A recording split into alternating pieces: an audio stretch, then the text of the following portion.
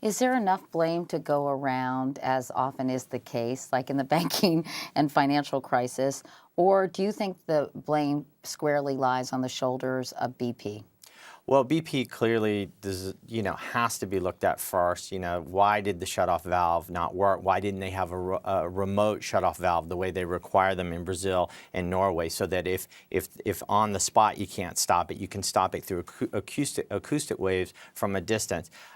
But really, I think this is a failure of U.S. energy policy. I mean, we are so dependent on oil. We are so dependent on such a large volume of oil. Even as climate change intensifies, even as sea level rises, even as hurricanes get bigger, we continue to be addicted at such a profound level that we make inevitable these sort of negative consequences. If you really want to look at the long-range way we prevent spills like this in the future, we have to use less oil. We have to switch, for example, wind power. If you imagine an offshore wind farm of 100, 200 big windmills, if a hurricane were to come and knock down every one of them, just knock them down, there would not be 1 gallon of pollution emitted because it's clean energy. So, and part of it is just our national energy policy has failed to get us off of this stuff. Having said that, while we're in the transition, if you believe we are transitioning to greener energy or to a better energy policy,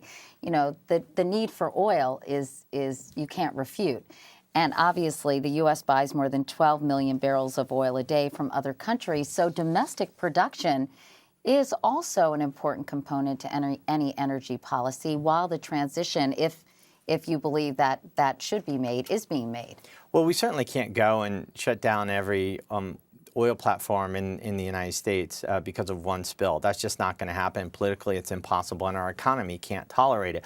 But the transition must happen and can happen faster. And so we should be having policies that promote offshore wind. Thankfully, ironically, just a week after in Cape Cod. That's right. You have the Cape Wind project that was approved by the Department of Interior. There's going to be, 450 megawatts of wind capacity there. 150,000 homes can be powered by that. We need more of that and less of the drill baby drill, because that gets a spill baby spill.